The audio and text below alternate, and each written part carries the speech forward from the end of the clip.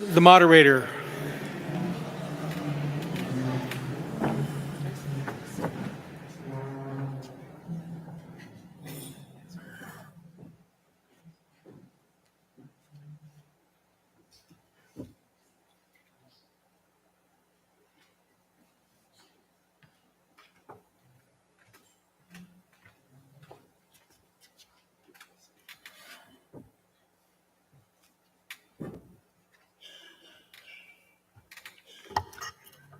Let us pray.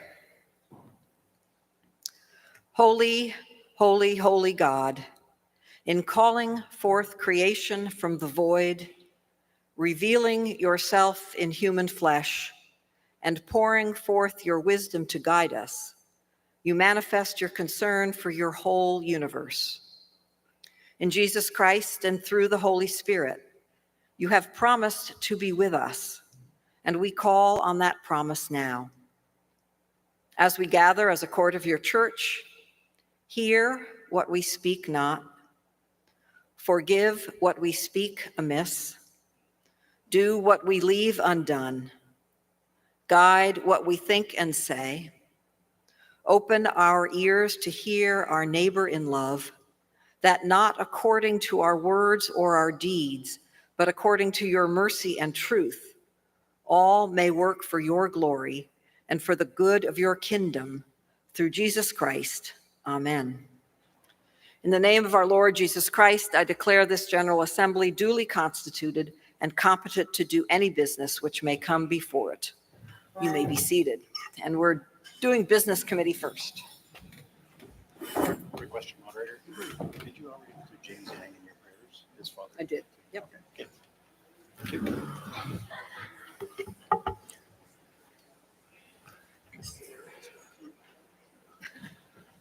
Commissioners, this will be the last report of the committee, relieve and withdraw. You see the report on the screen, the recommendation on the screen. It's been duly moved and seconded.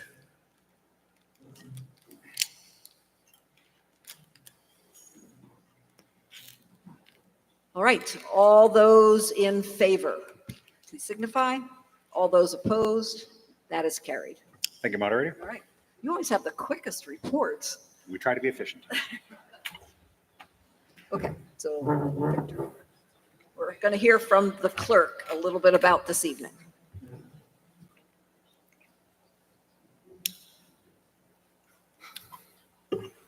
That was scary. I'm turning around. It's like the attack of the 50-foot clerk.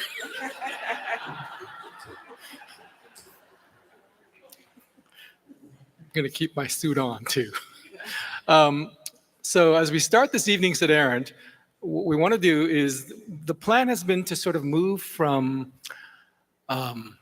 conversations around that ecumenical faith panel discussion to conversations now, as Jean said, about more of an internal faith conversation around narratives, faith narratives that help to define who we are, who you are, who your congregations or presbyteries are, and then how narratives might shape hope for us as we think about 2025 and 2030 and 2035, as we think about those questions that were asked sort of at that budget discussion early, which is, what's the plan?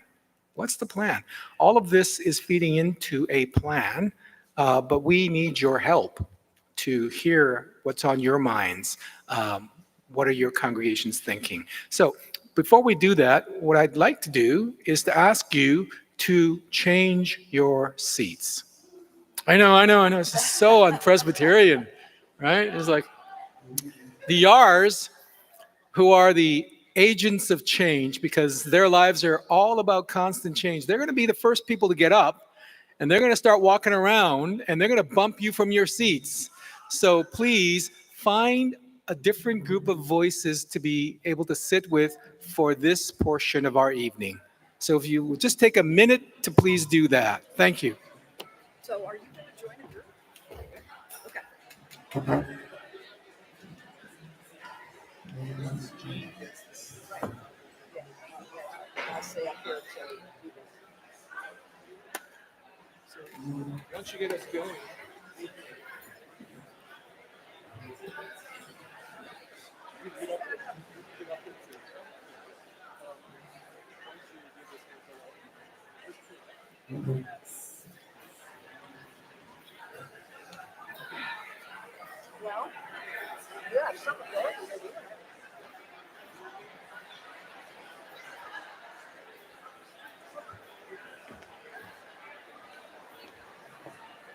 Jean, are you going to have to do sort of a talking stick sort of mode?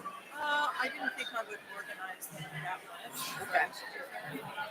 Well, some reminder that you will not let some people dominate. Yes, we should. That's the thing about a talking stick is at least, or at least it's going around the circle. Keeps the introverts engaged. Yes.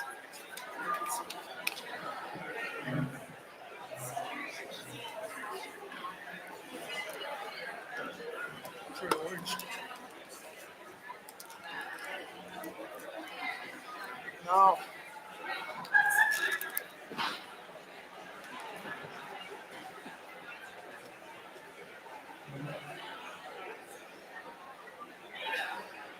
So I'll introduce you in just a second. So, commissioners, if you're still wandering, find a new home.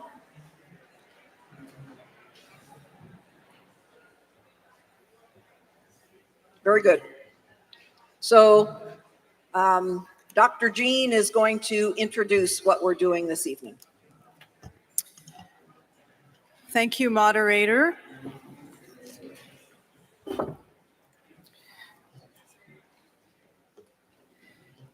And moderator, thank you for the invitation for the recently formed working group to engage the General Assembly in this conversation of stories of hope and possibility. We're at the very beginning of our work and are still trying to understand the scope of our task and figuring out how to bring the church something useful for its consideration for the strengthening of the ministry and mission of the PCC. And the clerk's declaration that will bring you a plan is news to us.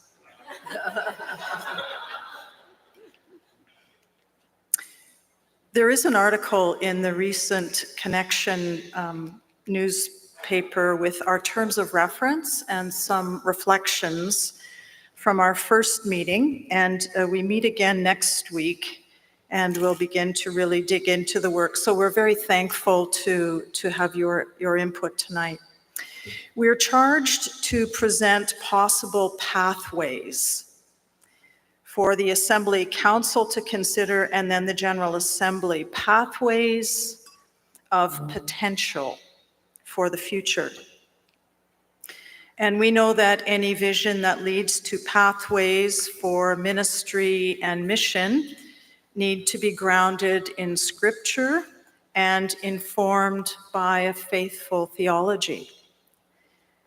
So rather than stories that are cynical or apathetic or nostalgic for something that keeps us looking back, we seek narratives that can shape a future of hope and possibility as we move forward as a church.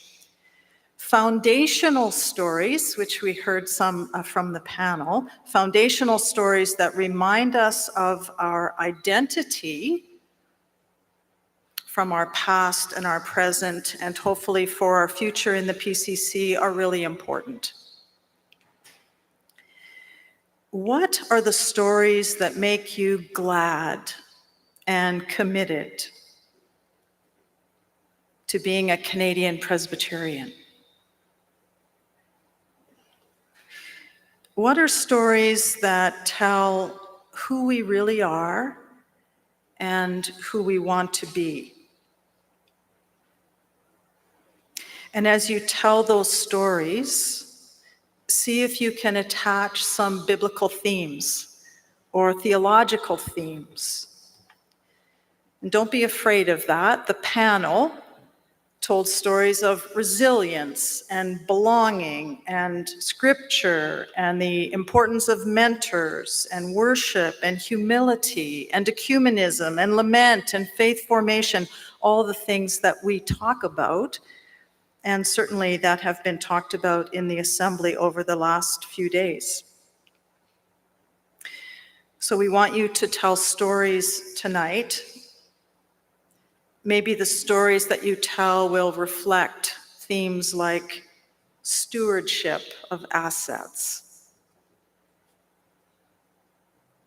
maybe about worship or symbols and rituals that are really important to us in the PCC.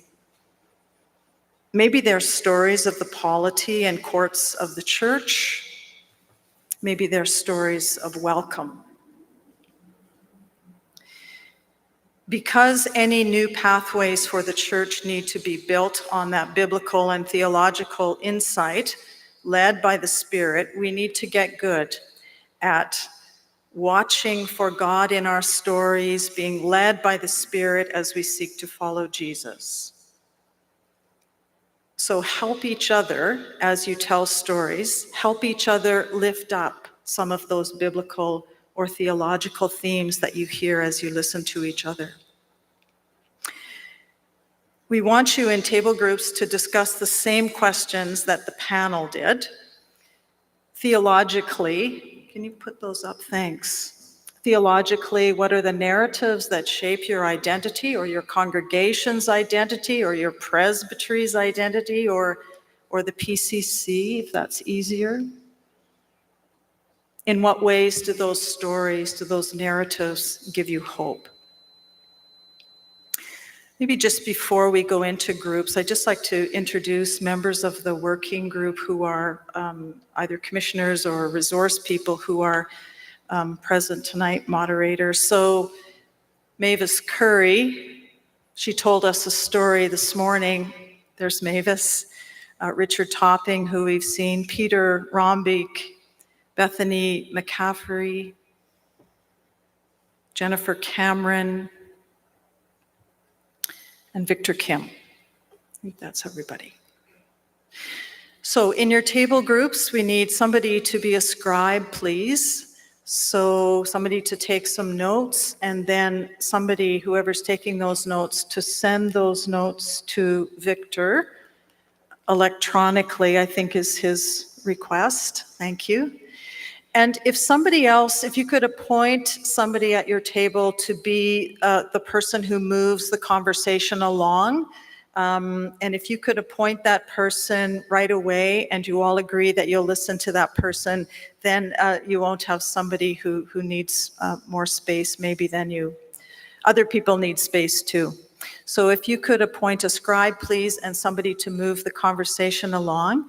I'll be back and interrupt you in about half an hour, and then we have one final thing that we'd like you to consider. So thank you. I'll be back in half an hour.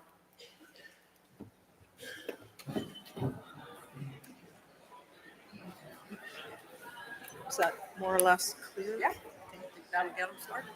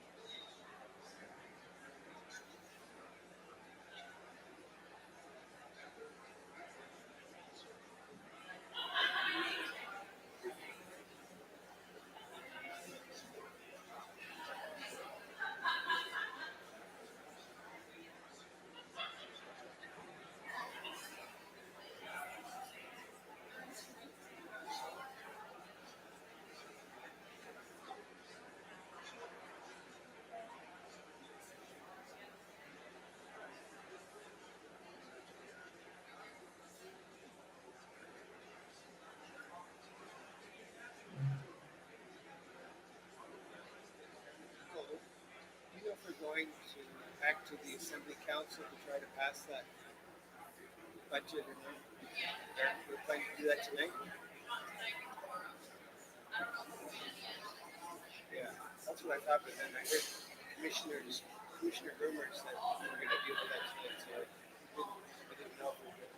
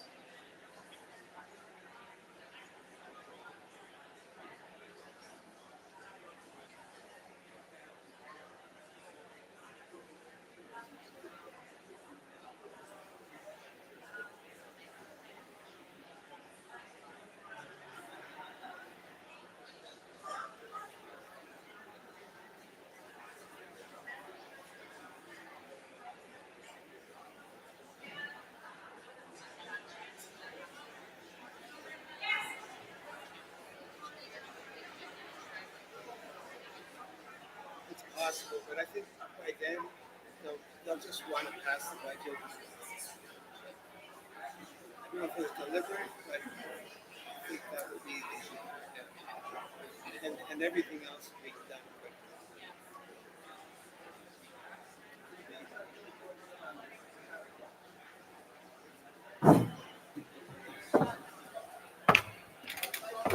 It's a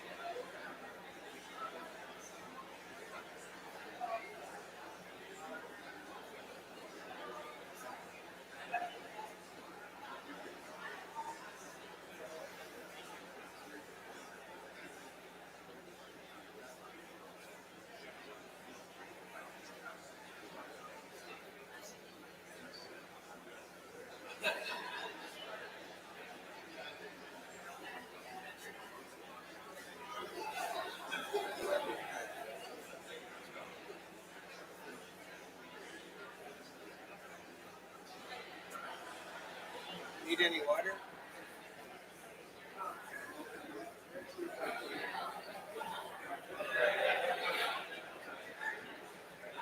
Need any water, Jody?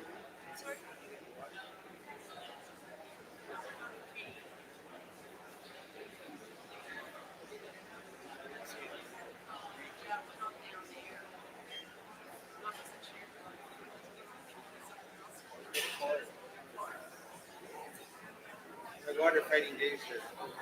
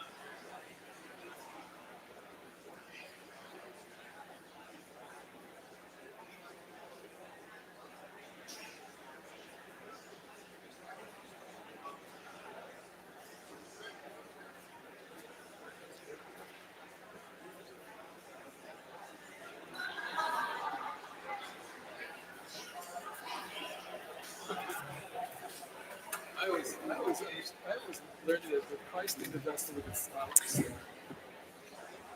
Friends, this is a 3-minute warning. Thank you. I always learned this Christ in the vessel of its stops.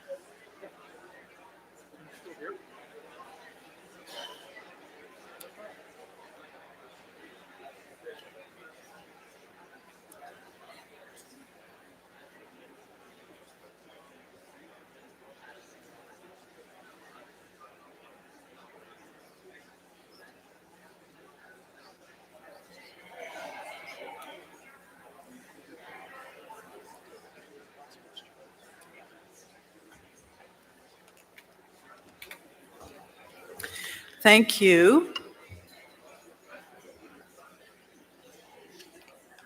So one last question or something to think about at your group just before we close. And that would be considering the conversations that you've had for the last 35 minutes or so. Is there a topic or a theme or an idea that has emerged and there's something that you would like to highlight or say again in that conversation because you were moving? Or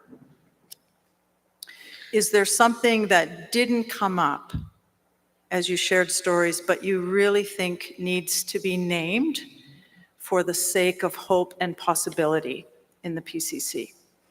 So if you could just think about that, and if there's something, just reflect on that and name that, and the scribe write that down, that would be helpful. So if there's something that's emerged that you want to highlight for us, please do that. Or if there's something that didn't come up but you really think needs to be named for the sake of hope and possibility for the PCC, please add that.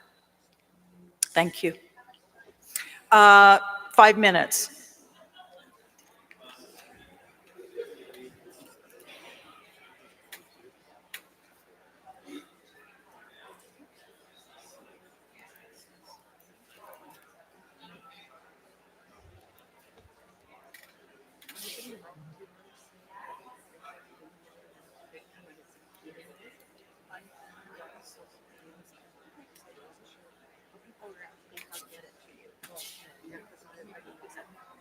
My email.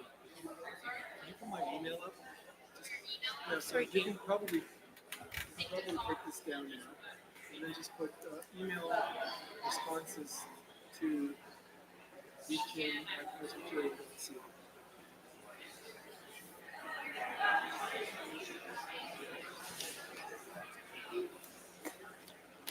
Nicole, are you able to send me that? Just put in minutes? Yeah.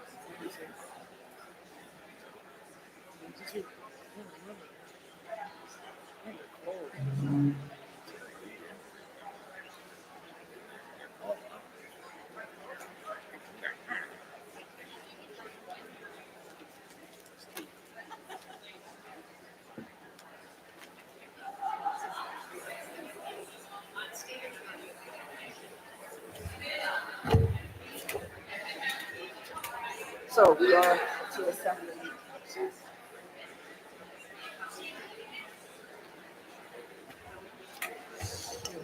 Okay, commissioners, it's always sad to break up good conversations, but we do want to move on this evening.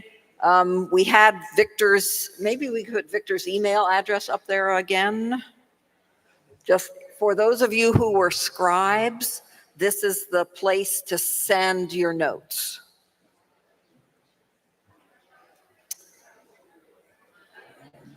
Okay, so we actually are moving on to the Assembly Council. Their report was left open, and we're going back to whoever is representing the report. There we are. She's coming up.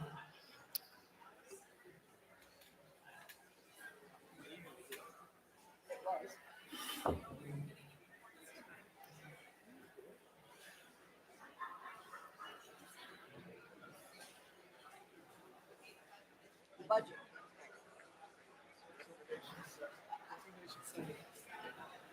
It's the only one we got. Right. Yeah. Well, My glasses.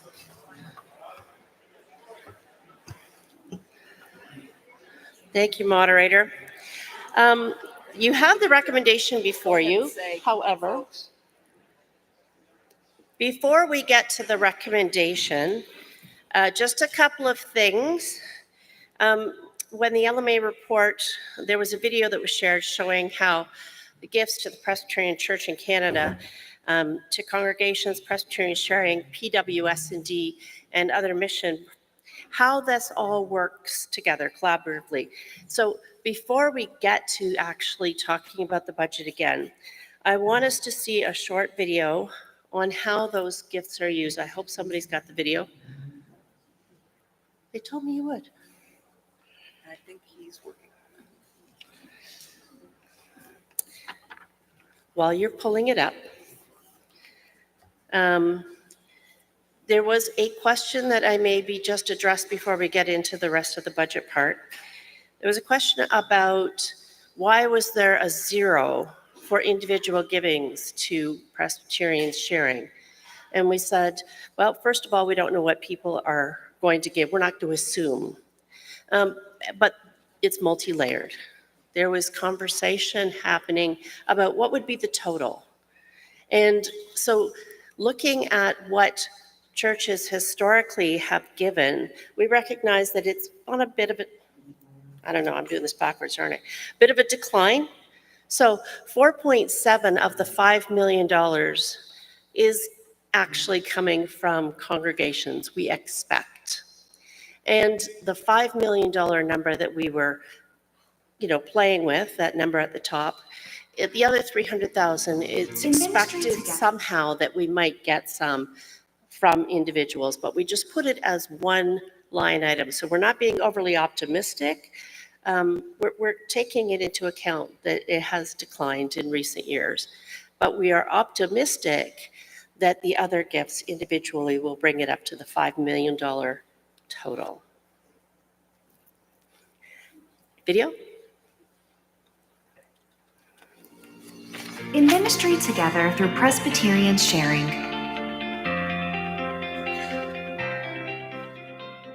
Gifts to Presbyterian Sharing provide the foundation for the mission and ministry we do together as the Presbyterian Church in Canada.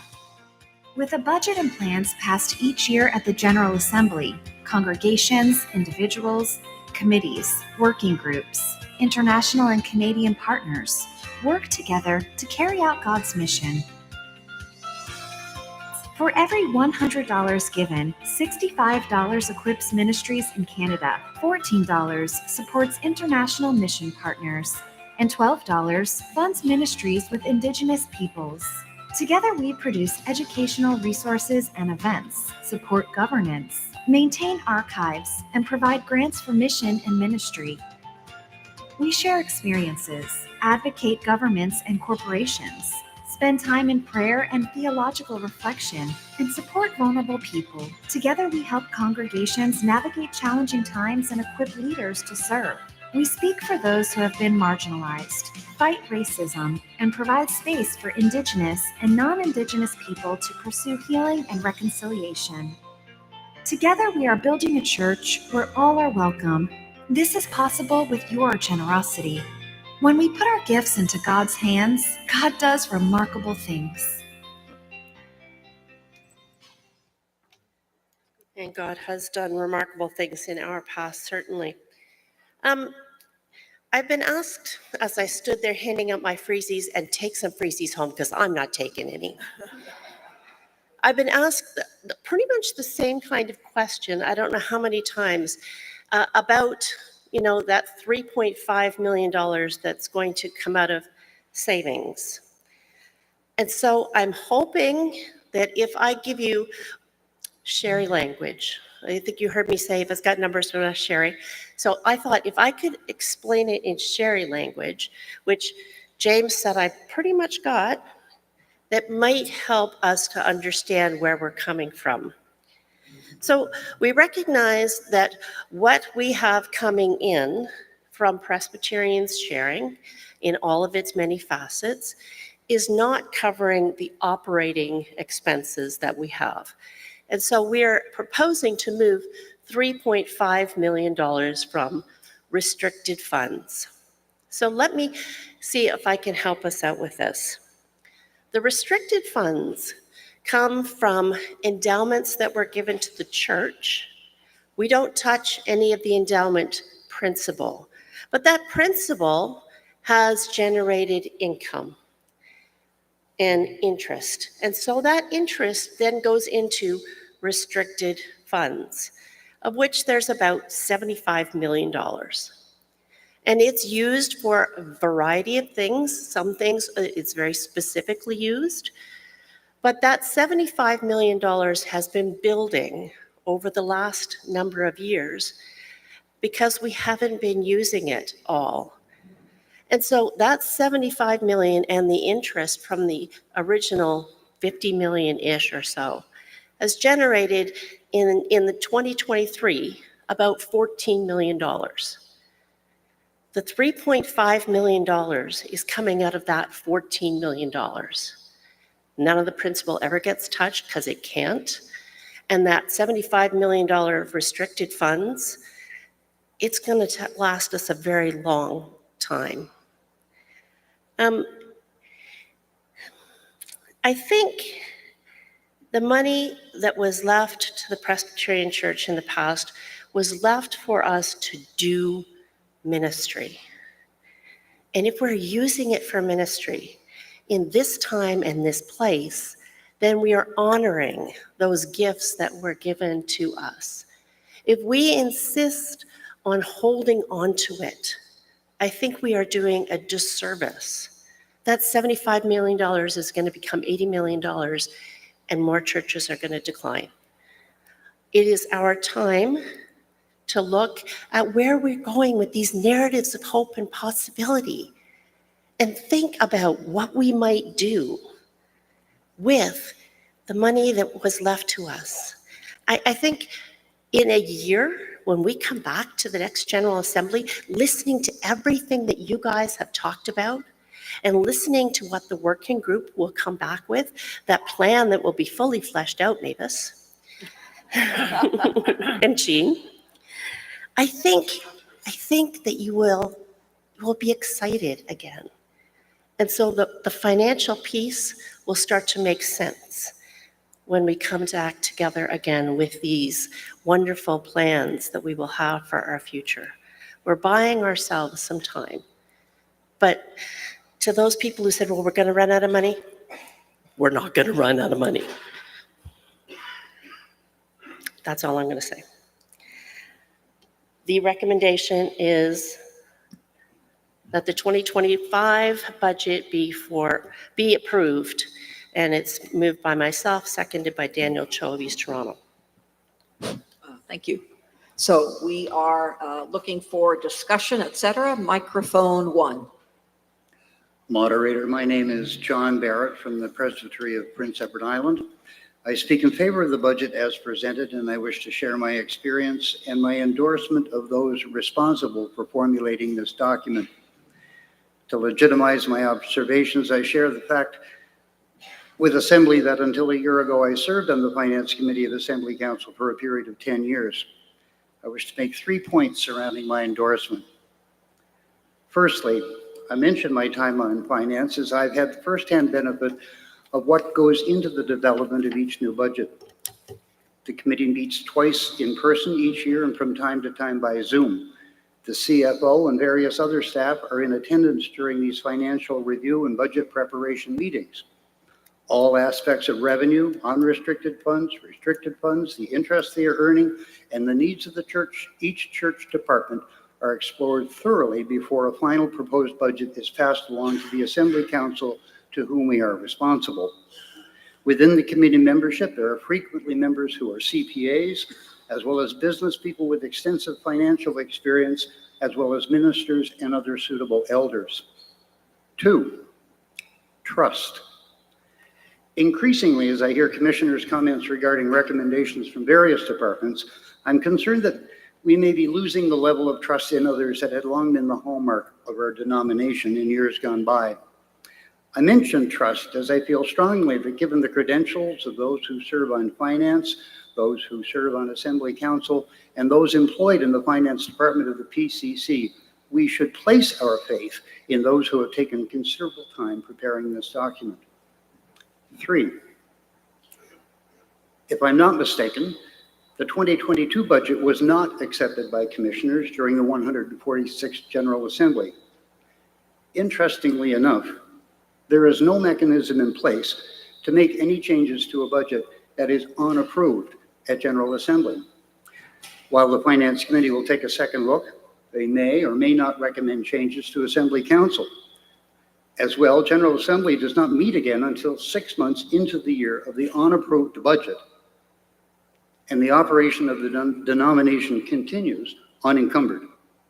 I don't mention this so that you would simply prove whatever is presented to you, but I bring you back to the word of trust.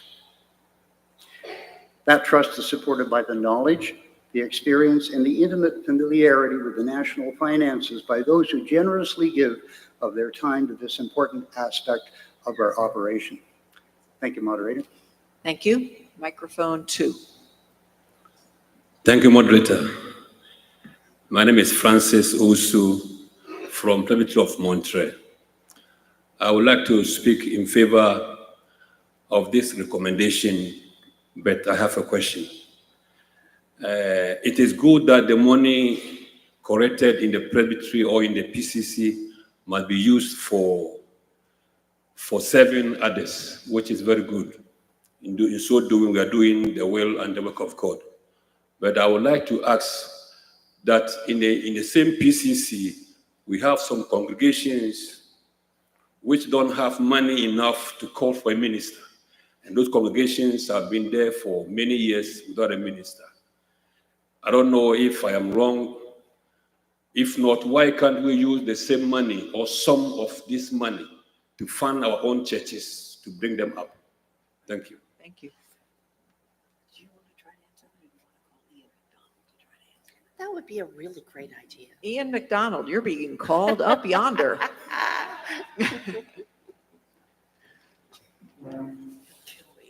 Bailed.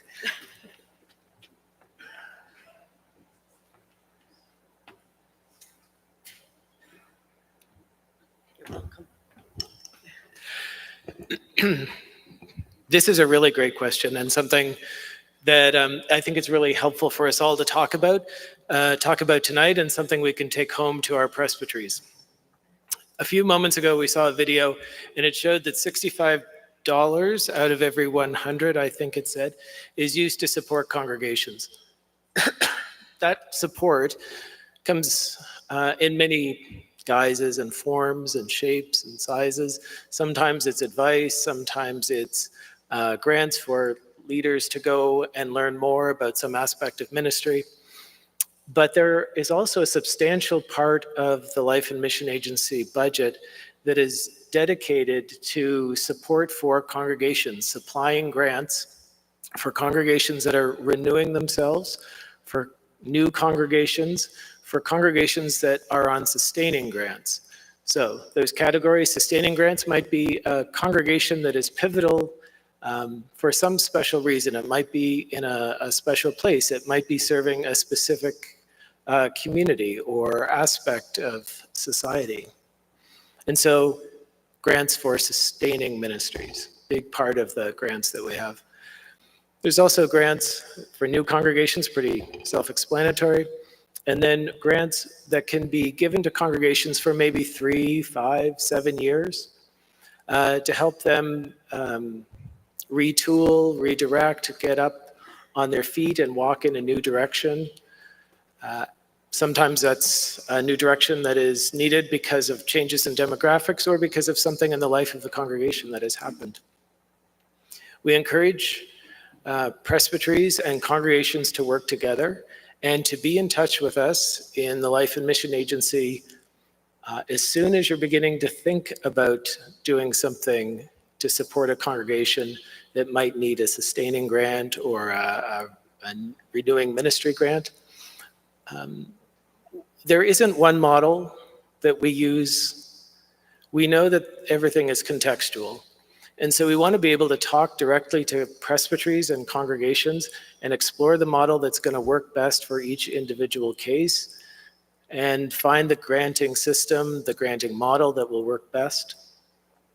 And we also want to really encourage robust relationships between the presbyteries and the congregations and the national church to work together, because we know that when those three bodies are working together, it gives a stronger start, a greater foundation for a congregation. So why isn't there money for congregations? There is.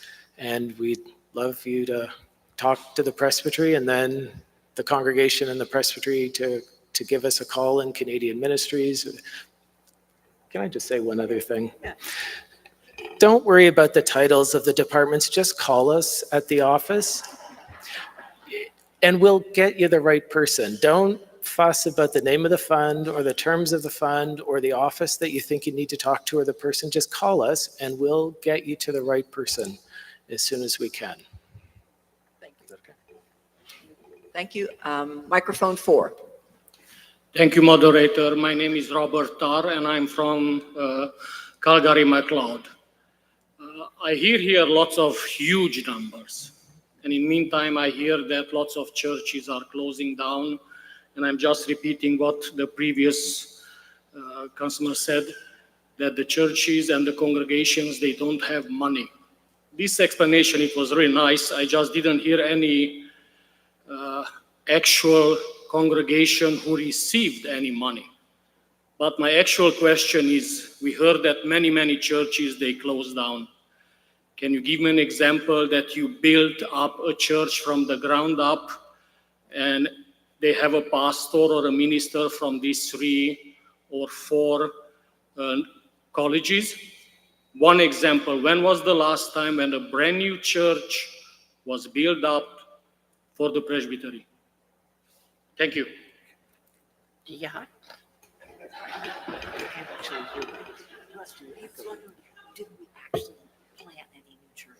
Oh, yeah. So if the question is, did we plant any new churches? Is that the question? Yeah. Yes, and in the Life and Mission Agency report, there should be some lists of grants that were given under different categories, new and renewing, new church development. Over the last, especially 5 or 7 years, before I say that, National Office doesn't plant churches. National Office doesn't decide where a church is going to be or what the community is going to be. That's done locally. That's a congregation, that's a a group of people in a presbytery activity. And then we help support them. So we have to rely upon the creativity and the strength and the imagination of presbyteries to do that kind of work, and then we're able to support them. If you were to look at the Life and Mission Agency reports under the Canadian Ministry section for the last 5 to 7 years, a little complicated with COVID there in the middle, you would see that a number of experimental congregations and groups were created, some of which continue to grow and evolve, some of which lasted for 3-5 years and then changed into something else. One of the growing edges now is churches that are being entirely renewed. So it might have had one life and now is getting an entirely different life. I'm aware that you wanted me to give you names, and I can't do that at 7:30, 8:30 at night, but the page, do you want to give some? I can. Yeah. And the page? I can give you one example. As soon as I sat down, I was like, oh, of course. I was previously in the Presbytery of Niagara. And as a presbytery, we identified that there was a Knox College graduate looking to do ministry with primarily young and single moms. She was working in a pregnancy center and came into contact with these people and wanted to share faith. And so she said to us, could we in some way help her to start a church that would not be churchy, where she could share the love of God with these young women? And Cornerstone Ministries was born, funded in large part from grants from the National Church, from the Presbytery, who said, we think that this is important. And lives were changed, adults were baptized, children were welcomed, and a community of faith was born and did so well. There's one example.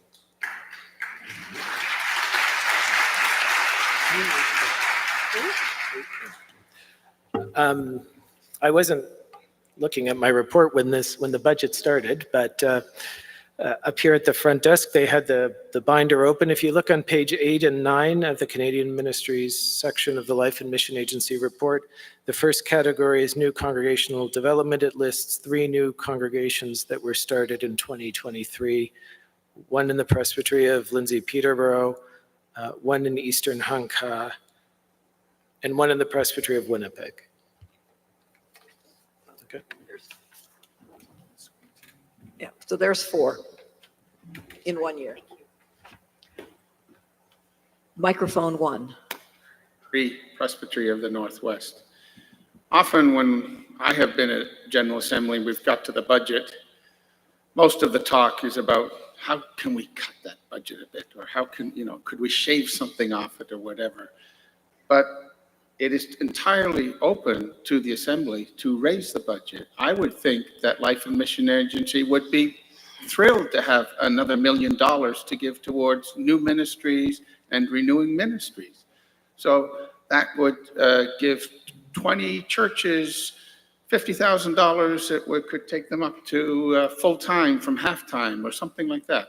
I'm not going to make that recommendation myself, but I'm just saying that if we want to use the money, we have that opportunity to do that.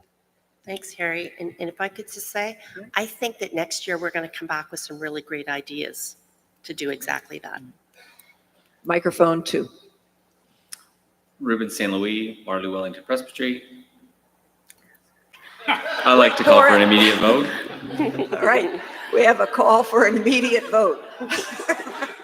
In fact, some people aren't even waiting for the moderator, Gail. We have a call for an immediate vote. Do you have a seconder? Front and center. Okay, great, thank you. All those in favor? Any opposed? That is carried. We are now voting on ASC 007. All those in favor? Any opposed? That is carried. Microphone 1. Would this be a time for an additional motion, moderator? Yes, did you already submit it? I have submitted it, yes. Okay. Scott McCandless, Waterloo, Wellington. An additional motion. Yeah. Okay. Let me just say First of all, it's been wonderful to be here at this assembly. This has been absolutely fantastic in so many ways. Wonderful to meet you all. The reports have been fantastic, and we've been able to move through our business so wonderfully. It's been a great experience for that. I am just aware, very much aware of how much it really costs to be able to have this fantastic meeting and all these fantastic reports and everything. It costs money, but I'm especially thinking about all of the human hours of labor in the national offices across the country, the presbyteries that have to send, there are presbyteries out there that only have 1 or 2 ministers. They need to come almost every year to General Assembly. So I wanted to say that I was absolutely thrilled to see in the Assembly Council's report this idea of experimenting with biennial assemblies, because I am very excited about the possibility that if we free up all of those resources that are concentrated on putting together this fantastic meeting by all these really talented people, what else could we accomplish if we, say every other year, directed a lot of that energy elsewhere? So I was really excited about this possibility. And I just wanted to say that I was a little disappointed that we wouldn't even, assuming it all went as a plan, we wouldn't even not have an assembly until 2027. So as an expression of my impatience and my enthusiasm for the possibilities, I would like to move that the Assembly Council begin the experiment with biennial assemblies in 2025 to begin with 3 sequels starting in 2026 is what I wrote. No. Yeah, 2025. Yeah, right. Sorry, that's right. That's what I wrote. Yes. And Ruben St. Louis will second. And I totally understand if Assembly Council feels you need to tamp down my enthusiasm and impatience, but I just felt I had to say it. Okay, Thank you. Far be it from us to tamp down your enthusiasm, Scott. Right. Comments or questions? Okay. Microphone 4.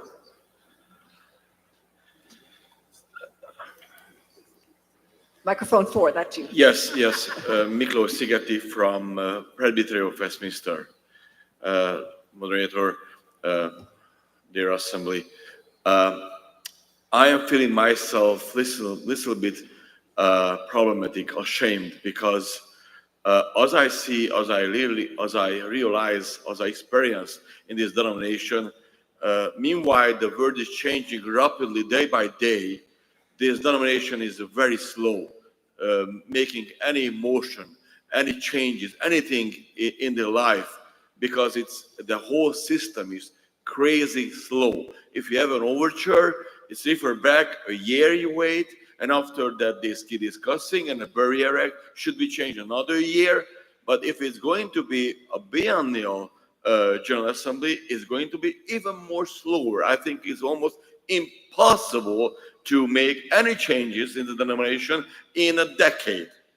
So the problem that I see clearly, it's a very good motion, but we also have to do something to speed up the decision-making process in the denomination. So I think it is very good, and I understand the feeling behind and the motion behind. Clearly, it's very good, clear, and I support it 100%. I'm speaking to support the motion, but with some other rules created in the denomination that makes maybe gives more power to the Assembly Council to deal on different issues. It's up to you, but something to be able to function properly. Thank you. Thank you. Microphone. Okay. Presbytery of the Northwest. I have a question, and if you have a quick answer, I'll speak to it, and if it takes a little while to look up, how much does assembly cost, roughly? I think it's around 900,000. 900,000? No. How much does this cost? What's our budget? not 900. Give us a minute, Harry. 600? Yeah, but I think we're at about 368,000 last year. The budget. 400? Moderator, the budget for 2025 has 368,500 for General Assembly. See, that's why you're not sharing numbers. So I just want to point out that last year, the interest we made, according to the convener, was $14 million. That's basically 1/30 of that 14 million in interest. And while it sounds like a lot of money, and it is a lot of money, and you can do things with that money, it's not as big an amount of money compared to what we have. And I have two members. We have a young adult observer from my congregation. I have an elder from my congregation. And I find that the opportunity for education and networking and communication is so valuable. People come to assembly for the first time and they learn so much. And I think we just, to go to biennial assemblies, I think will be a step backward for some of that communication. And I don't think it's worth that money to lose assembly every year. Thank you. Thank you. All right, microphone one again. Moderator Stephen Rothery from Brampton Presbytery. I just want to quickly share the experience that the church I'm from in Australia only moved in 2020, and we had triennial assemblies. And one of my observations here is that this model is actually much better. I'll be really quick, here's my reasons. Number one, the stakes of each assembly are much lower. It's entirely reasonable with a model like this to say, okay, it's not quite there, we'll look at it next year. When it's a triennial assembly, if it doesn't get up this meeting, it's dead, or it's going to take 10 years. Each meeting is much higher pressure, much tighter agenda, a lot more power centralized in the executive in between meetings. And I also suggest you should not underestimate the importance of the social fabric that is formed on this meeting. No disrespect to the business committee, but I'm sorry, I'm not used to claps, but I'd like you to entertain the idea that perhaps the most important function of this meeting is not achieving the docket. And that again, I think that there's a serious change here. But anyway, I've said enough. My experience is that this model is much better than what we had in Australia. So take that from that what you will. Thank you. So we are going in the order people got to the microphone. So microphone one again. Kathy Fraser, Grey Bruce Maitland. I speak against this motion because we have things already that we've decided in this assembly that we're waiting for next year. And I'm thinking about the table discussions that we had tonight. That process, I think, is anticipating bringing something to next year's assembly where we can begin to, envision and live out those narratives of hope.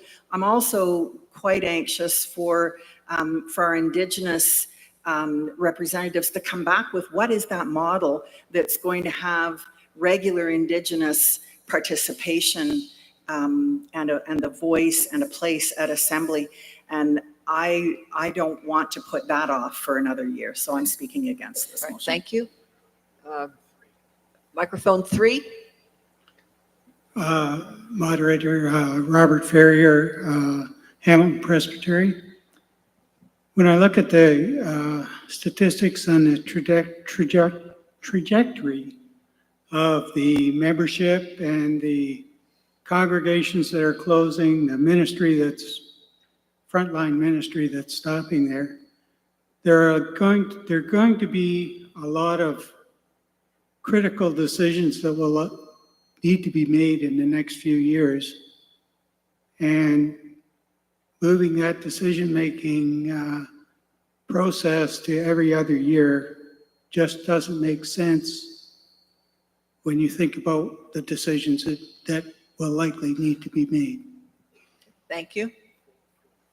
Microphone four. Moderator Bethany McCaffrey, Presbytery of Pickering.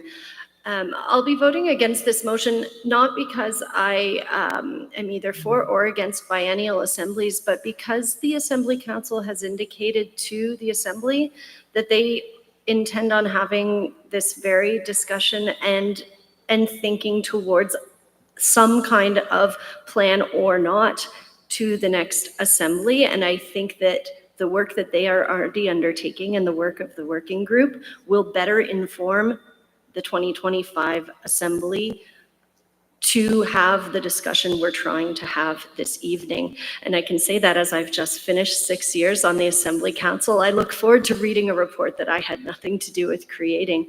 But I think that the work is already in our reports in terms of a commitment of the Assembly Council to do it. And I think that at this point in the church's future, we owe the trust in that body to bring a fully fledged proposal or other suggestion to us before we begin debating the merits or otherwise. Okay, thank you. Back to microphone 4.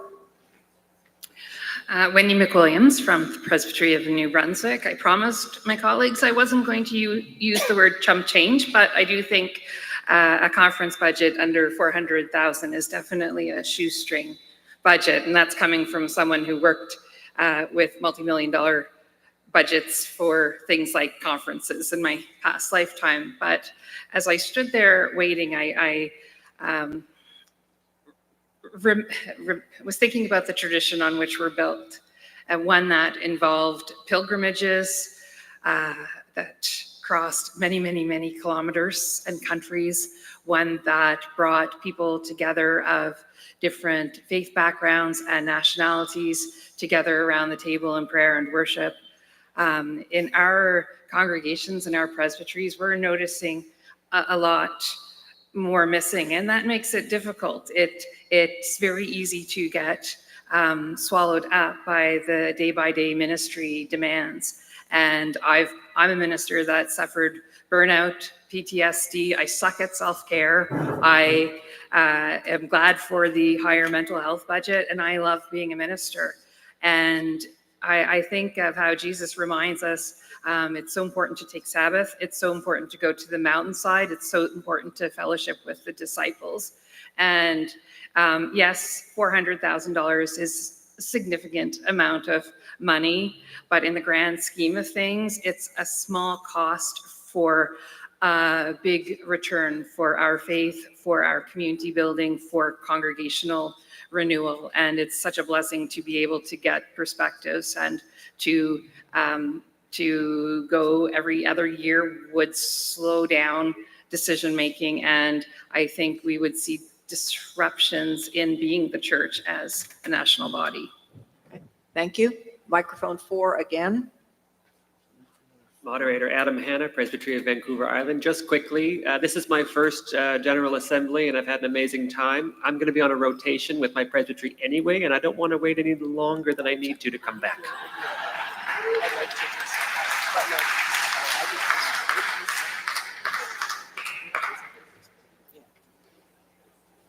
Oh, so yeah, the convener of the committee would like to say something at this point. Thank you. Go ahead. I appreciate the enthusiasm that Scott brings to this. And as Bethany said, the Assembly Council has talked about this, and we have really fulsome discussions planned on how this might work.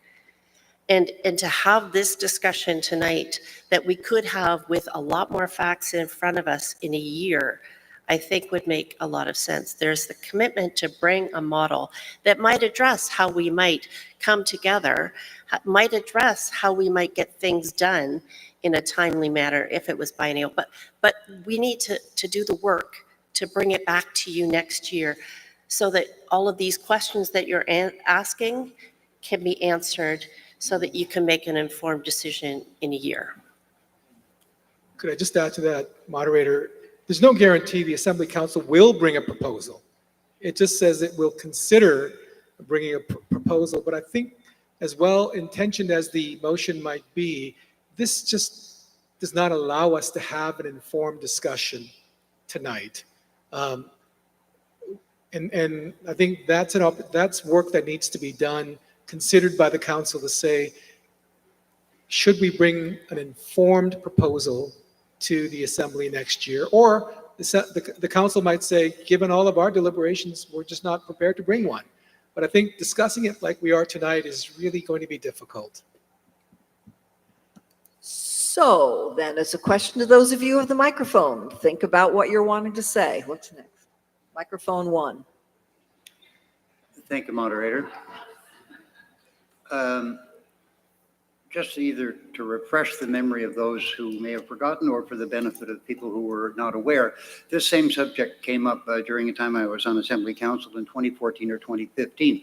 And Assembly Council ended up being split down the middle on the decision, with the convener casting the deciding vote to present biennial assemblies to the upcoming General Assembly. At the General Assembly, for a variety of reasons, a couple of that I would like to mention, it was soundly defeated. One reason, and it was wonderful to hear from the person that can't wait to get here again. I personally, I've had the good fortune through one reason or another to attend a great deal of assemblies, which is not the usual for many commissioners. The connections that I've made, whether it's Corey in Sydney Mines or Ross in Vancouver, have been invaluable to my congregation and to my presbytery. And I've made many friends and many connections who I can pick up the phone and call and get an answer or a suggestion to a problem. So that social networking, that getting to know other people in other congregations and other ministers and other experiences is, you couldn't even put a price on that. By going to an assembly every second year, for most lay commissioners, this will cut in half the opportunity that ruling elders will have to attend an assembly. So, you know, you might come once or twice under normal circumstances. Now there will be people who will maybe never get to experience assembly, or maybe only come one time. So that's just one of many, many reasons. So I strongly speak against this additional motion. Thank you. Microphone 3. Ruben St. Louis, no, sorry, Will Ingram from the Presbytery of East Toronto. I'm not going to go where Ruben's going to go on this, but when I was a YAR, which was a few years ago, I remember having a conversation with an elderly member of the Presbyterian Church from another part of the country, who, when they were discussing, I think it actually was about going to biennial assemblies, this was a long time ago, the elder turned to me and he said, don't ever forget that if you're trying to cut costs on things, you cut the thing that is least important to you. And that stayed with me. And I don't believe that the General Assembly is the least important thing that we do. And to that end, just echoing what John says, I, in the course of my ministry career, have already had multiple times to come to assembly and will again. Every time that commissioners have come from the sessions that I've served, they've come back with a tremendous enthusiasm for the Presbyterian Church.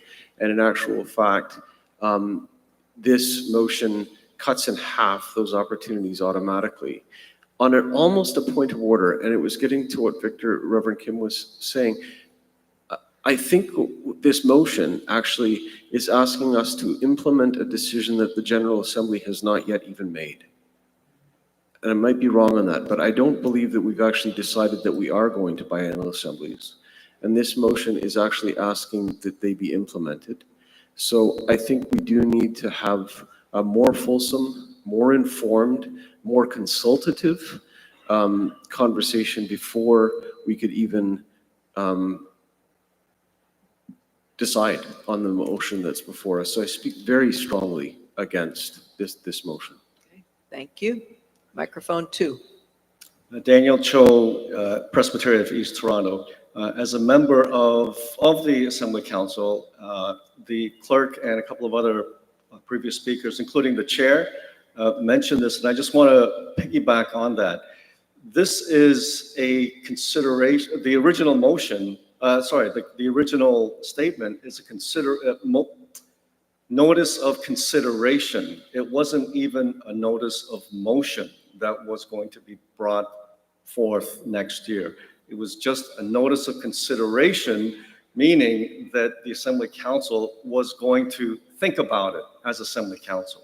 So as Will Ingram mentioned, we would be making a decision that we haven't even decided on or even talked about yet. So again, it was something that we were going to think about, and the divergence of views reflected so far is reflected in the Assembly Council, and we've had fulsome, spirited, animated discussion already, and that will continue. So as the clerk mentioned, this may not even come up, depending on how the Assembly Council decides. So we, for that reason and others, I'll speak against this additional motion. So I'm going to be a moderator at the moment, and y'all can vote me down if you don't like it. What I'd like to say is it's been helpful to see the enthusiasm on this. It's been helpful to get the tenor of yet another General Assembly that there are a lot of people actively interested in this. We've heard from 3 or 4 speakers that say the Assembly Council's already working on it. If I may humbly suggest, would somebody do a motion to refer this piece back to Assembly Council so that in a sense what they're doing is taking the enthusiasm from this body and adding it to the discussion that is already being made? Moderator, we may have the fixer on mic 2. Are you going to be a fixer for us on mic 2? I mean, I do see somebody, so would you get to a microphone so we get a name? I am a seconder to the motion, so I would like a chance to speak to it, moderator, because a few things haven't been mentioned this evening that I think were my passions. There is an environmental cost to getting together every year. And so I think that should not be underestimated. And what is that saying as our witness in a world of climate change? Number 2, we have a technology that allows us to gather. We used it. It worked for assemblies. I know you didn't get to, I like getting together. It's great. But you know what I like more than getting together to do business? Getting together to have fun. And I could see a world where we get together and do our General Assembly online, and then we have a big conference where any elder could come, where any minister could come, and we could talk about big issues, not in a debate format where it's my idea versus your idea, yes or no, but we could actually have these table discussions with a wider group of the church. So while I think this is a terrible idea, this motion, as it is worded, which I seconded, I don't want us to lose the need for change here. I mean, how many motions did we vote down? Like I looked at all the motions through the thing. I said, yeah, I agree with all that. Stamp, approved. I mean, we could do that really easily, and then we could come together and just have fun. Thank you. And then I'd like to move for an immediate vote, moderator. Ruben from Waterloo, Wellington. Okay, thank you. We have a thing for an immediate vote. And I have a seconder. And I second it. okay, thank you. We need your name of the seconder. My name's Kate, and I'm from Oak Ridges. Okay, thank you. Okay. So we have a question for an immediate vote. So we're voting on whether we take an immediate vote. All those in favor of an immediate vote? Any opposed? Okay. So now we are going to consult. Yeah, we're going to consult the YARs. So we're now back to we're taking the immediate vote on this motion. So YARs and students, all those in favor of this motion? Any opposed? Thank you. That's right, you're all spread out now. Okay, thank you. I was looking in the wrong place. Commissioners, on this additional motion, all those in favor? Any opposed? The motion fails. However, I'm really sure that the Assembly Council has been listening very carefully. All right, over to you. Moderator, I've been waiting 3 days to say this. Report as a whole. Hold on, just a second. No. Microphone 3. Blair Bertrand, Presbyterian of Ottawa. I'm sorry, Sherry. It's a question. We know about the working group that is working on vision, and in the reports, in your report, the PCBC report, Life and Mission Agency, I saw a lot of hints and references to a working group that is doing things with buildings. And I'm wondering whether or not you could just give us a moment of clarity about what is going on in between those bodies that has to do with the sale of buildings, the renovation of buildings, the financing of buildings. If you could just help with clarity on that, thank you. Yeah, there are, in reading your reports, there are a few things. Do you want to? No, I'm not. Moderator, if you go to the Assembly Council report, overture number 3, 2024 is arrangement for sale of denominational property. And there's going to be a working group consisting of 6 people with various different experience backgrounds. And they will report back on that overture. It's our understanding that, yeah, there's been a number of different groups that have been dealing with property issues, including, you heard from PCBC, but PCBC typically deals with property issues from congregations that are seeking to repurpose their property for some other ministry or some different form of ministry, or to increase their capacity in a different form of ministry. PCBC can come alongside and help that. There are some other questions about what do we do with property that, when a congregation is dissolved. I know that we have had these conversations in the trustee board about, do we move immediately to selling property, or do we think about different ways of understanding these resources that have been entrusted to us as stewards, and how do we then best utilize these gifts of God for the ministry of the gospel?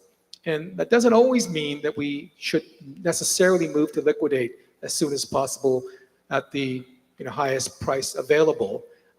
Sometimes that could mean, we need to think about what other ministries might be possible in that place that might be very strategic for us. So there is some discussion. I imagine that the response to overture number 3, which will include the principal clerk, will be a bit more broad and include questions around how do we deal with property.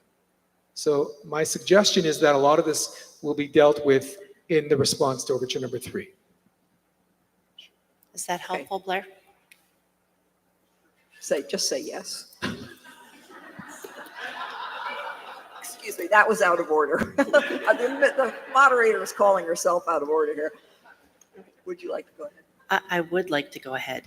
And I see nobody at the microphones. I will tackle you if you come close. Moderator, report as a whole. Commissioners, the report as a whole, all those in favor? Any opposed? Thank you. It's my happy dance. I think we've got Terry Lee to do some announcements. Just as Terry Lee's coming up, moderator, the minutes of the 7th Sederunt have now been posted on the PCC website, the 7th Sederunt. Moderator, in terms of tomorrow and departures, thank you to everyone who has looked at the Airways Transit to see when you know that you have a ride back to the airport. I took a look on it, and it looks like as if you need to be about 3 hours to give yourself that 3-hour period to get back. So make sure it's not only looking at what time your flight is, but take a look to ensure that you know what time you are to catch the van back to Toronto. And those vans will be outside the King residence. That's where that location will be.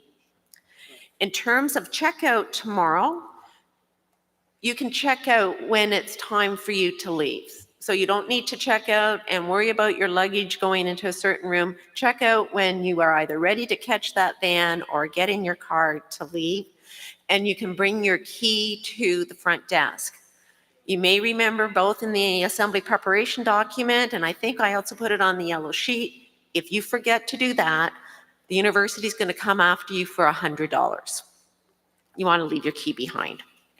The other is we ask you to leave your name tags behind, but don't do it this evening because you still need it for breakfast in the morning. There are 2 boxes at the back from which you can drop those name tags in. And I also see James back at that table. If you had submitted expenses on time, he has some checks to distribute.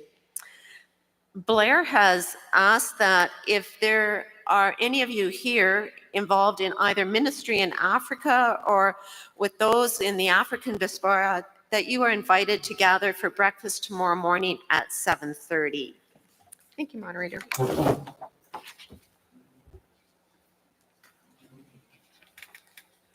So just a kind of a double announcement. I'm going to adjourn us till tomorrow morning, but y'all come back, you hear?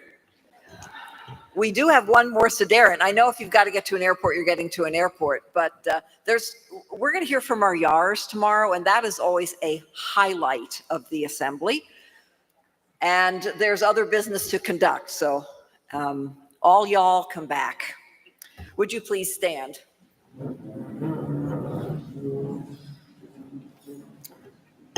The assembly is adjourned to meet again here in the Athletic and Recreation Center tomorrow, Thursday, June 6th at 9 o'clock in the morning. Let us pray. Lord Jesus Christ, you are the beginning and end of all of our journeys, for we live our lives in you. We do not know where the journey of your church in these days will lead, but you do not leave us unsheltered. Thank you for those who, with warmth and generosity, have made their lives places of home for us. And now receive this blessing. From where we are to where God needs us, may Christ be beside us. From what we are to what God can make of us, may Christ be before us.